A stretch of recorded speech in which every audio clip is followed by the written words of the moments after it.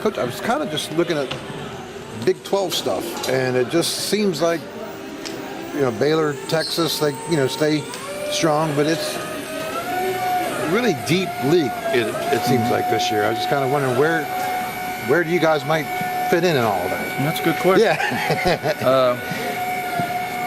I've said all along the league was young last year, so there's a lot of people returning, a lot of players back in the league. And, Baylor and Texas, like you said, just keep getting stronger. And everybody else is, bringing in new players and has a lot of players returning. So it'll be interesting. It's going to be a deep league, and we'll see, where we fall. Getting these, young players to learn about that grind of league play, it's more about they have to go through it. There's not much you can say. No, absolutely, and it's all mental. Yeah. It's all, I tell them all the time, I know you guys are sore, hurt, and whatever, but nobody cares. Yeah. Nobody really cares in the country. Everybody else is sore and hurting. So you just got to, whoever's mentally tough and continues to work hard and continues to get better, will be somebody that will, win a lot of games in this league. We did find out Angel Martin is probably going to be out for the season, going to go ahead and have surgery, so we lost her for the season. So we're just, we got a scrimmage coming up, and I think we'll play 8 people in the scrimmage. So now we had to cut down our scrimmage because we can't get nobody hurt in the scrimmage. So we've cut it down a little bit, so we're not going to do as much as we normally do in the scrimmage. Can you do as much as you normally do in practice? No, no. I mean, we've tried to be careful what we do. I mean, we've got to go in the season at least with 8, 9 healthy bodies. And, we have a couple others, but they can't play. We have Teresa, which is a transfer, can't play till the end of December. And then hopefully we get Tyneese back by January. So, we're going to have a couple bodies coming in, but not till, end of December, January. Obviously, Kaiser, she has to sit out this year, and there's nothing you can, but what does she bring, or what could she bring to the table? She brings a lot in practice. Too. She's like another coach on the floor. She understands the game, understands angles, she picks things up really quick, defensively, offensively, and that type of stuff. So she has a bright future here at West Virginia University, and we're very excited about her. You've had players sit out a year before for whatever. Is there any tricks to the trade to keep them involved, to keep them, I take them through reps just like the regular players. This year we really needed her to go through reps. We don't have anybody to put in there, but they do everything but playing the games. Right. So I don't make them feel like they're sitting out or doing that type of stuff. And then what I also do on game days, we work them out. It's not like they get a day off on game days. We work them out and skill develop them on off days. One of the things Kaiser said to us is that this is the first time she's heard that she can take a break on offense rather than on defense, that the defense is the harder part for her that she's been trying to pick up. Yeah, absolutely. Our defense, you have to be intense all the time and moving and up the lanes and that type of stuff. Offensively, you're running a quick hitter or you're running offense, you get a chance to stand there sometimes and take a deep breath.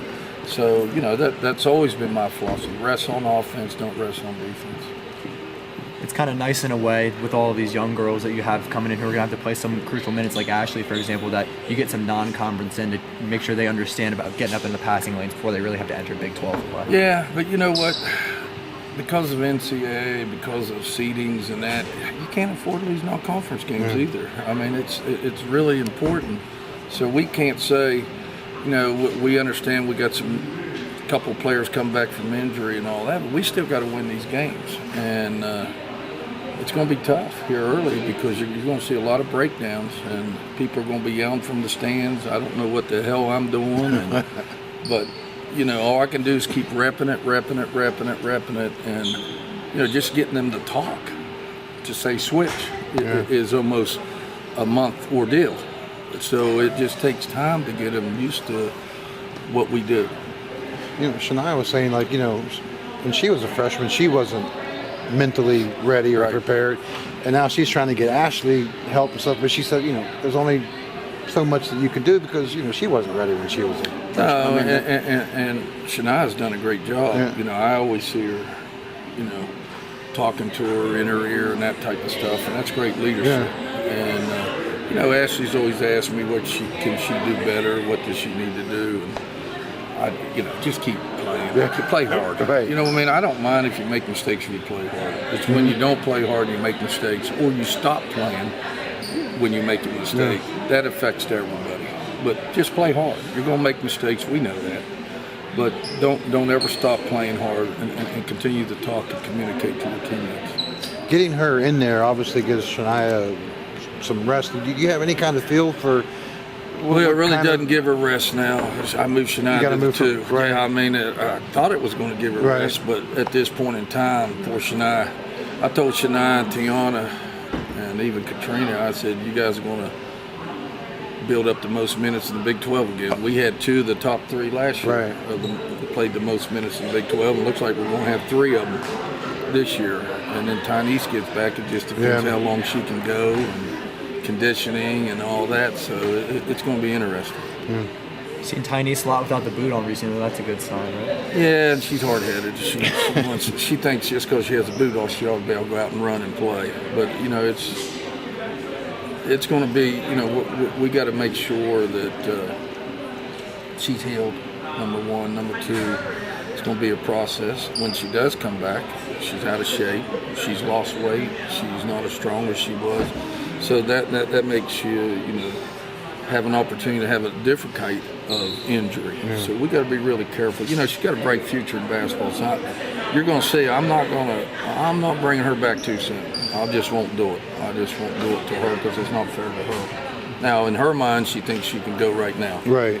But that's not the case. With someone with her type of competitive edge, I know she definitely wants to be out there playing, but I see her in practice and she's always talking to the girls, especially Naomi.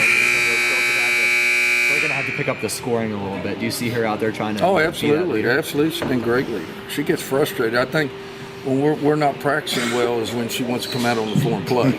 You know what I mean? And I told all the coaches and the trainer, I said, we're going to have a hard time with her come game time.